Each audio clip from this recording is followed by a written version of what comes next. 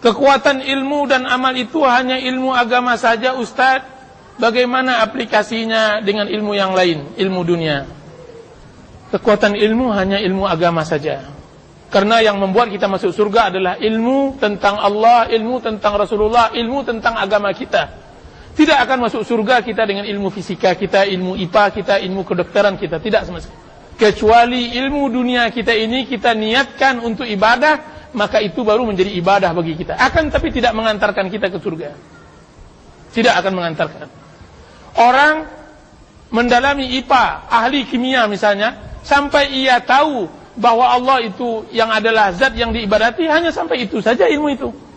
Mengantarkannya kepada pengetahuan terhadap Allah, hanya itu saja. Padahal untuk mengenal Allah tidak hanya mengetahui jejak-jejak kebesaran Allah di dunia, di bumi, akan tetapi mendalami sifat-sifatnya, apa yang ia perbuat, dan mendalami nama-namanya. Dan itu tidak ada di ilmu lain kecuali di ilmu din, di ilmu agama. Ilmu dunia ini kita jadikan untuk dunia saja, untuk dunia dengan niat sebagai sawah bagi kita untuk akhirat.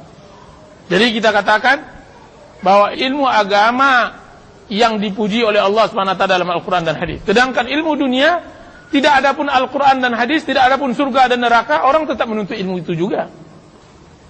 Tetap orang akan menuntut ilmu itu juga. Karena orang butuh makan, orang butuh anak dan semacamnya. Dengan makan berkembanglah ilmu. Dengan orang butuh hidup, berkembanglah ilmu. Sedangkan surga, kalau tidak diturunkan Rasul, tidak diturunkan kitab, orang tidak akan mencari. Orang tidak mau. Makanya ilmu yang dipuji oleh Allah SWT dalam Al-Quran hanya ilmu din.